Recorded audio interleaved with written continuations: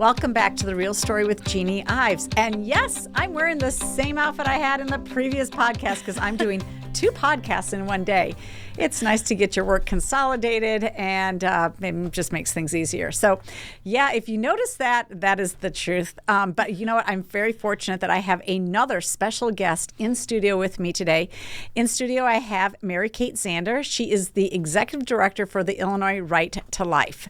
And Mary Kate and I were together on Monday in Danville, where there was a press conference led by the Illinois Freedom Caucus members about the opening of a brand new abortion clinic down there in Danville, just 6 miles from the border.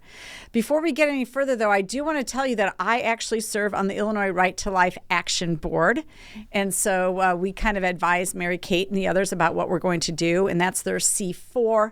Illinois Right to Life themselves is a C3. So just to kind of clear that up.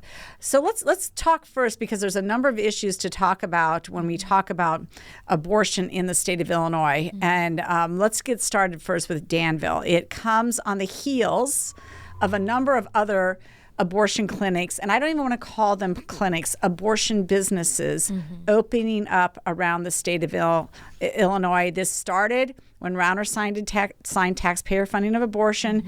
Planned Parenthood literally laid out a plan to open up 5 abortion clinics, and it looks like others are getting in the game. And it's a game, it's a business. They're getting into the business as after the Roe v. Wade decision. Do I have that pretty much right? Yeah, that's exactly right. And, you know, I'm ashamed to admit that I don't actually have a number on hand. And it's really because we're hearing every other month that there's a new abortion clinic opening somewhere. So last month it was Champaign. There's another one.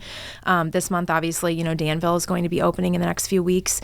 And we have another one in Carbondale as well. And this is exactly what Governor Pritzker and the state legislature has been planning for all along. I mean, in 2019, we can remember that they passed the RHA, the Reproductive Health Act. And basically what that did is it prepared the state law so that all of these abortion businesses could come in the event that Roe v. Wade was overturned. And that is exactly what has happened.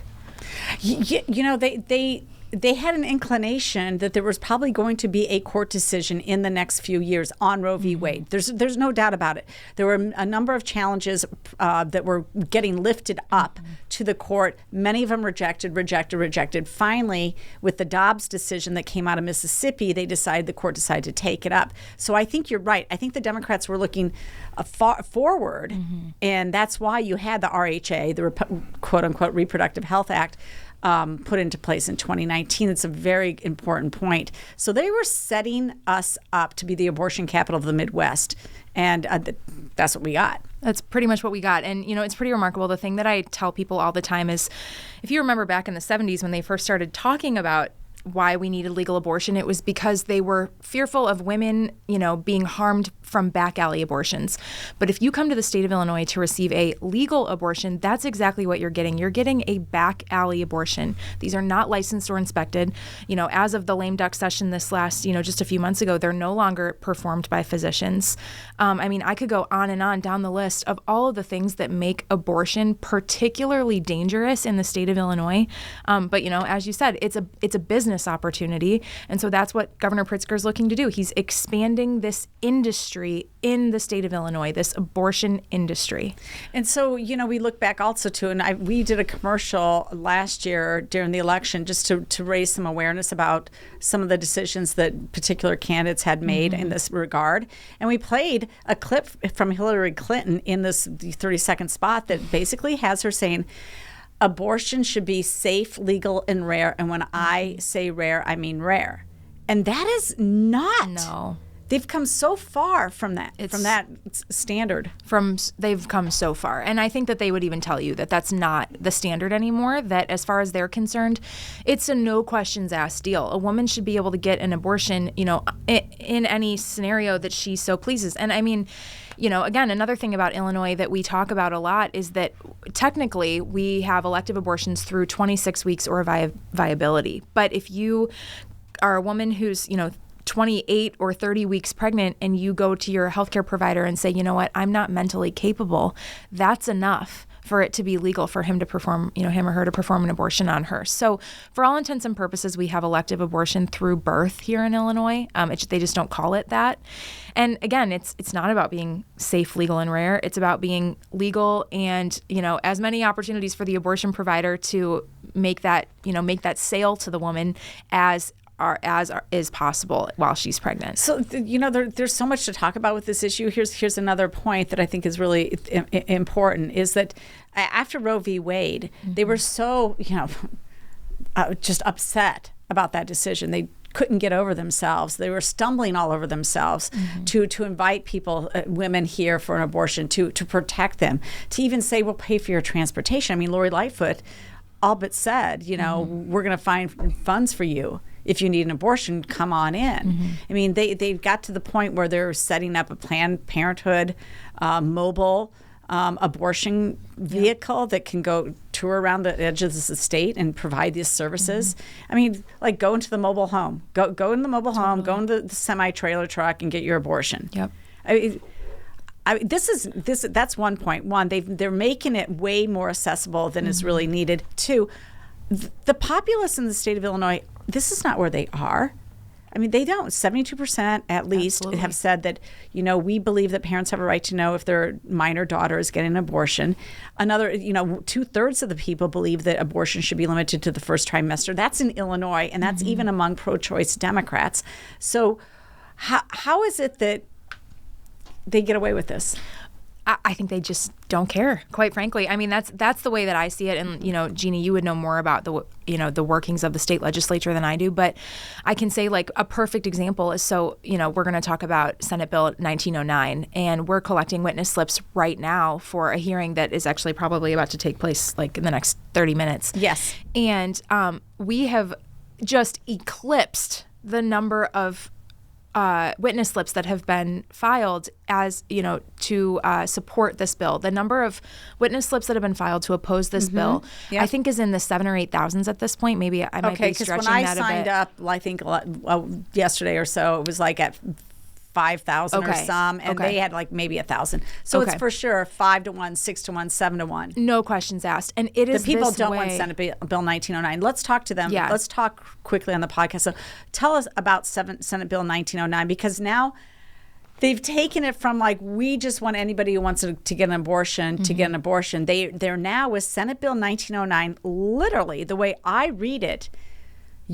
every pro-life pregnancy center would have to shut down. There's no way you can, run that operation under these conditions. Am I right? I think so. And I think we're worried about sidewalk advocates as well. So some of you might remember a few years ago, there was a bill that went after the pregnancy centers that had a legal stay for a long time that ultimately was struck down in the courts. Yes. But that bill was essentially compelled speech. It said that the pregnancy centers had to provide abortion information to women.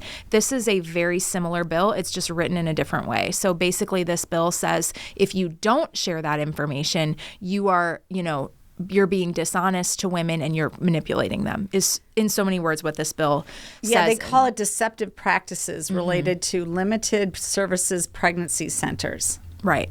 Deceptive practices. So it's deceptive for a pro-life pregnancy center to not refer for abortion. Correct, yeah. Now, it was Rauner again that signed that bill. Yeah, and the backstory on that was there were 4 Republicans who went in to tell him not to sign that bill. And he came out of a discussion with his wife. And she was on the board, right, of Planned Parenthood of Illinois? Or there was something like that. But they donated, I think $50,000 to Personal PAC, something like that, an outrageous amount of money. But before he met with those people, he had just been in discussing this bill with his wife, and then he decided to sign it. So it was Rauner who, and then that got to stay. You're right, but now this one says that that basically you're right, that they can't do that. Yeah. They cannot do anything. So the legal interpretation has been that it'll be, we hope, a similar outcome, that ultimately this is not constitutional. But do we want it to be passed? Absolutely not. And I think this is a great example of what you said earlier, that people overwhelmingly do not want this bill to be passed. I mean, it's just so clear. And they don't care. They don't want to really help women. Yeah, no. It's not about women. It's not about choice. No, it's not about women when the Reproductive Health Act also says that, we're not going to call a coroner in the event of a death at an abortion clinic or an abortion business. 100%. It is. Who has that law? It is crazy how brazen they are about just stripping the law of any protection for women, any protection for their families at all. And in this, this is not unheard of stuff. I mean, we can go back for decades and track all of the lawsuits that have occurred against abortion clinics by families of women who've died in their clinics. This is like not unheard of. Sure. So it's crazy how brazen it is that the law has been written in this way to protect abortion clinics. So another interesting thing, by the way,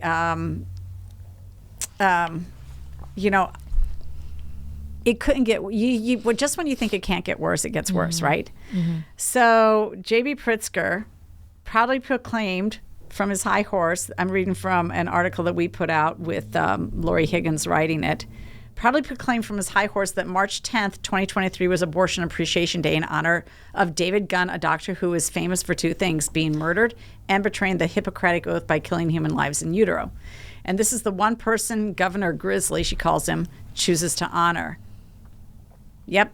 Unoriginal Pritzker merely joined a national campaign that began in 1996 but really kicked into high gear in 2020. Here are some of the whereas clauses from his resolutions supporting Abortion Appreciation Day. Whereas to show appreciation for the high-quality care that abortion providers and clinic staff provide. Whereas abortion providers must be accessible in order for people to make real decisions about their bodies, lives, and future. Whereas it's more important than ever to affirm the right of all people to control their lives, bodies, and their futures. I mean, this is sickening. It's sick. And it is so obnoxiously just like, again, he doesn't even care. No honoring for it. Something I really appreciate about pregnancy centers, if you talk to any woman or director or anyone who's worked with pregnancy centers for a long time and you ask them who's the hero in this scenario, they will tell you the hero is always the woman, because the woman is really the person that it's her courage, it's her strength and her faith that leads to that life decision. But here we are. It's all about the abortion provider. It's all about the doctor. It's all about the person making the money. It's all about the person exploiting these vulnerable women. It's obnoxious. It's obnoxious. I got to say, the Republicans were asleep at the switch on this because they had left session on March 9th, which happened to be a Thursday. So this comes out March 10th. Crickets. Nothing. Yeah. No Republican even knew anything about this. I'll admit to you, it took me a few days to hear about it. You know who brought it up is the national media. They're the ones who first brought it up. They were paying more attention to what's happening here than people who live here. But I mean, an abortionist appreciation day, I don't get it. I mean, have we really gone that far here in the state of Illinois? Give me some hope here. I mean, I sit on the action board. I'm telling you, there were full disclosure. I mean, I'm about winning elections for a lot of different reasons. Yeah. And taking away some of the worst Democrats on this issue. But I supported pro-life candidates. I supported a pro-choice candidate who had believed in restrictions at a minimum. Yeah. At least she had reasonable. That's kind of where we're at in Illinois. She had a reasonable position on it, at least. I mean, none of it's reasonable. You know what I'm saying? But she wasn't like full force this way. They both lost. I mean, the candidates on either side of this issue lost by the same amount if they were a Republican. So what's going on? Well, I mentioned to you before we started that we actually had someone reach out to us who works with an organization in Indiana that their mission is to track.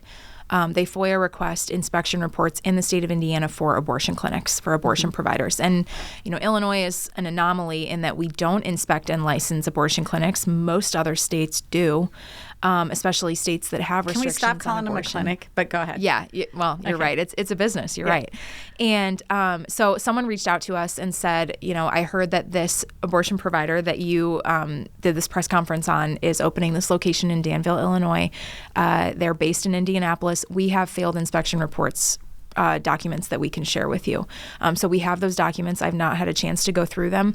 But my personal belief is that these people are killing babies. They're literally killing children that we can see in ultrasounds are alive and moving and have beating hearts. So I'm not under any delusions that they're following the rules if they're not being told to.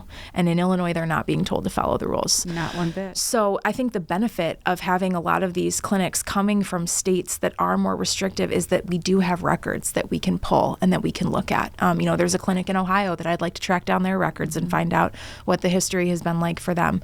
I think that's a really strong starting point for us, is actually looking at the history of some of these clinics. And, I would add to that the law that changed in during the lame duck session that Pritzker signed, it specifically calls out abortion providers that are disgraced for malpractice in other states. So it says... Yes, talk about that a little bit more. So the law says if you are an abortion provider that lost your license for, performing abortions when it was illegal or, some reason to that effect in your home state, you can come to Illinois, receive a 2-year temporary license, and basically we won't ask any questions. And I think from there you're going to be in the clear because Illinois is not checking up on you. They're not, we're not inspecting or licensing you. So, it's a perfect... And now you don't even have to be a doctor to perform it. Correct. What did they change in that? Was it midwives or was it midwives and advanced nurses, I think. That was a big deal because they've been wanting to get midwives to be able to perform abortions. And it was, that was one of the biggest concerns is to allow midwives more control because then it's really they operate in the dark. They operate at somebody's home, whatever. Yeah. You just don't even know. It's scary. It's kind of a sidebar, but so my husband and I we're 10 weeks pregnant right now. Oh, congratulations. And thanks. And we've kind of been trying to maneuver in the state of Illinois, how do you maneuver? Even medically or with a midwife, you don't know that this person isn't leaving an appointment with you to go participate in an abortion. You really don't know for sure, and so it's hard for I think people in our situation who are interested in looking to do the right thing. But there are terrific pro-life doctors out there. There are. That's true. We have a couple here in Illinois. Yeah, absolutely. Yeah. I don't know. I just I look at this whole thing and. A lot of times, most of the abortions do occur in that age group, 20 to 29. They're typically women who are maybe still in college, had, had unprotected sex or sex, and they just, they end up pregnant, right? Yeah. It's usually that type. That is the majority of people. It's not your rape, your incest, or anything 100%. Like that. It's people that are, they want to pick up with their life. They're upset that this happened to them, but.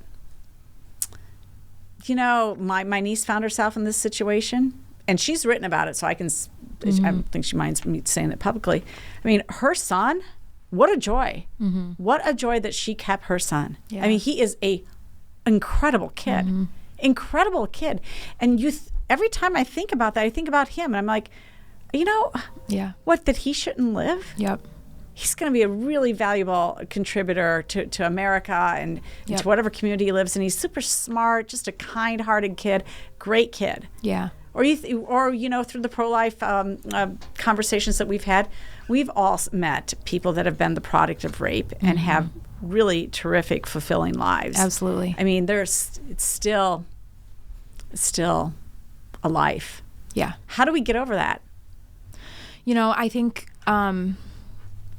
I think it's exactly what you're saying, first of all, is I think that we highlight all of those positive stories. And you would be hard-pressed to find a woman who says she regrets choosing life for her child. I really believe that. I think there are some women who are broken and, we have to pray for them. But for the most part, I would say you would be hard-pressed. The thing I would add to that is if you go into some of these crisis pregnancy centers and you listen to, the scripting that they use and the way that they talk to these women and the conversations that they have with them. Again, there are people who have been doing this for 20 and 30 years, and they'll tell you that what their experience has been is that there isn't a woman who truly in her heart of hearts wants an abortion. There is a woman who is afraid because of her finances, or because she doesn't have the support of the father, or because she doesn't have the support of her father, or because she feels unsafe in her living situation. I mean, the list goes on. And Guttmacher Institute tells us this, that, there is a whole slew of reasons why women have abortions. And and that's the wonderful thing about these crisis pregnancy centers is the really good ones will make it not about the woman and the baby. They'll make it about all the other things going on in her life. And they'll say to her, how can we rid you of these other problems so that you can have this baby? And that's what's beautiful about these pregnancy centers, and why that option should be available to women who want to keep their children, or women who Absolutely. Just don't want to have the abortion and want another option. Right. Adoption's a beautiful choice. Absolutely. Yeah, we just Absolutely need to go there as well. So tell us a little bit more, just we have a few minutes left. Tell us about Illinois Right to Life. Mm-hmm. I know we've got a really cool banquet coming up. So are there still seats available? There are still tickets available. Yeah, May 5th is our big annual banquet. It's our big fundraiser for the year. We raise a pretty big chunk of our annual budget for the year at that event. So Kayleigh McEnany, former White House press secretary, will be our keynote speaker. So we're excited to have her. And it should be a fun night. It's at the Carlisle in Lombard, so it's usually a very classy, experience, and it'll be great. It's going to be fun. Terrific, great. Yeah. And what else are you guys working on? I do the action stuff. So what do you guys working as totally. A board well, I mean, from the action side, as you can attest, we have Ralph and Molly down in Springfield, so we're always just building those relationships with legislators and keeping an eye on things Right to down Life there. Isn't just about abortion; it's also about the end of life concerns correct. as well. Yep, that's correct. So we do keep an eye on physician-assisted suicide and some of those other things that have. And I don't been know that that's really come up so much in the session this year.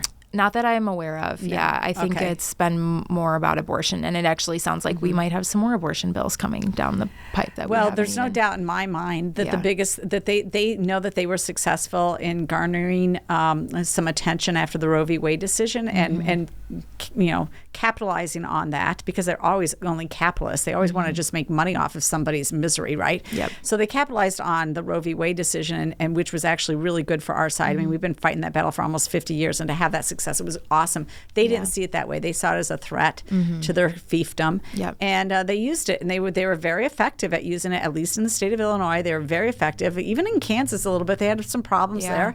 And so they were effective at using that, and they know that works. Mm-hmm. They know that works because demographically you have more females. You have a lot of them that are single, a lot of them that see this as an option they have to have, even though a lot of these folks are like 40 years old and older. I mean, they're not even going to get pregnant, and they're like, I got to have that abortion right. What, for the younger generation? I mean, I don't get it. It doesn't make sense to me at all. And by the way, you don't need to have an abortion through all 9 months, taxpayer funded, and then celebrate the abortion. That's not where we should be as a society. I don't care which side of the aisle you're on. But they're going to use this in 2024. That's my point. I think we're going to see some sort of constitutional amendment referendum language put together for next year in 2024 to also, again, win the election. Yeah, I agree with you. I think you're right. And, from the state level, Pritzker has talked about that. Yes. The constitutional amendment. Yes. But at a national level, yeah. Yeah. He doesn't want to talk about crime. Yeah. He wants to brag about finances when he used federal government to bail it out. He wants to talk about green energy, but he lives in 2 mansions, private plane, 2 places in Wisconsin, 1 in Florida, Bahamas, you name it. Yeah. So he wants to talk about green energy, and he wants to talk about abortion, and that's it. I mean, he's just a miserable human being. Yeah. It's all just a show from my perspective. Yeah. So anything else you think the listening audience should know? Follow us on social media. I would say, you asked about things we're working on, and I feel very strongly that, where are people getting their information nowadays? They're looking down at their phones, getting that information. So our goal right now for this year is to really build the way that we're educating people online, specifically, with regards to the state-specific issues, because there's so much to be educating people about in the state of Illinois when it comes to abortion. So we're working on that. We're always working on getting the word out, building opportunities for us to go and speak to students, speak to churches, speak to groups that are open to that message and open to that hard conversation with us. So we're planning for that, and just continuing. So how can they connect with you if they want to have you as a speaker? Go to our website. We have a speaker request form that you can fill out. You can also just send an email to info@illinoisrighttolife.org, and that will get to us. Okay, terrific. Oh my gosh, Mary Kate, congratulations on the pregnancy. Thank you. And thank you for joining me on The Real Story with Jeanne Ives. Again, The Real Story puts real people who are dealing with the real issues in front of you, so you don't have to go find the information somewhere else. You can hear it straight from the experts. Thanks so much for joining me. Thanks for having me.